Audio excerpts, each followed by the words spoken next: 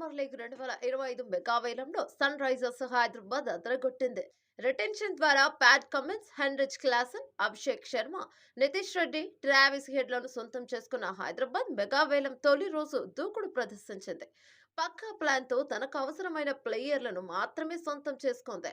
Retention లో ముగ్గురు బ్యాటర్లు, ఒక ఆల్రౌండర్, ఒక బౌలింగ్ ఆల్రౌండర్ ను సొంతం చేసుకున్న సన్ రైజర్స్ మెగా వేలంలో బౌలింగ్ పై దృష్టి సారించింది. ఈ క్రమంలోని సీనియర్ బౌలర్ మహమ్మద్ షమీని 10 కోట్లకు సొంతం చేసుకుంది. ఆ వెంటనే death overs specialist Harshal Patel ను 8 కోట్లకు సొంతం చేసుకుంది. ఆ తర్వాత స్పిన్నర్లపై దృష్టి సారించింది. ఈ క్రమంలో 3.20 కోట్లకు రాహుల్ చహార్ ను, ఇక 2.40 కోట్లకు ఆడమ్ జంపాను సొంతం చేసుకుంది. అభిషేక్ శర్మ, ట్రావిస్ హెడ్ రూపంలో జట్టులో ఇద్దరు పార్ట్ టైమ్ ఆఫ్ స్పిన్నర్లు ఉన్నారు.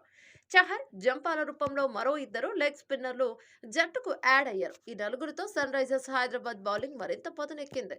ఇక ఈశాన్ కిషన్ 11.25 కోట్లతో సొంతం చేసుకుంది. దాంతో నంబర్ 4 లో ఆడే ప్లేయర్లను భర్తీ చేసింది. అన్క్యాప్డ్ ప్లేయర్స్ అయిన అభినవ్ మనోహర్ 3.20 కోట్లు, అథర్వ్ టైడ్ 30 లక్షలు సొంతం చేసుకుంది. తొలి రోజు మెగా వేలంలో Kavya Maran team master plan తో దాదాపు ప్లేయింగ్ లెవెల్ ను సిద్ధం చేసింది.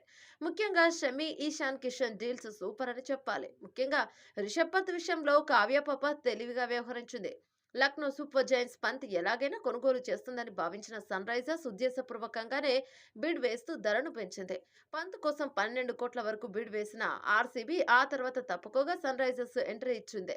20 కోట్ల వరకు బిడ్ వేసింది. ఆ తర్వాత లక్నో 20.75 కోట్లకు దక్కించుకోగా ఢిల్లీ క్యాపిటల్స్ ఆర్టీఎం కార్డు ద్వారా తీసుకునేందుకు ప్రయత్నించింది. కానీ లక్నో అమాంతం పంత్ ధరను 27 కోట్లకు పెంచి సొంతం చేసుకుంది.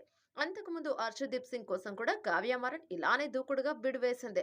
పంజాబ్ కింగ్స్ ఆర్టీఎం కార్డు ద్వారానే ముందుగానే తీసుకుంటారని గ్రహించి 18 కోట్ల వరకు వేలం వేసింది. చివరకు పంజాబ్ ఆర్టీఎం ద్వారా ఆ ధరకు సొంతం చేసుకుంది. మెగా వేలంలో కావ్య మారన్ వ్యవహరించిన తీరుపై నెటిజన్లు ప్రశంసల జల్లును కురిపిస్తున్నారు.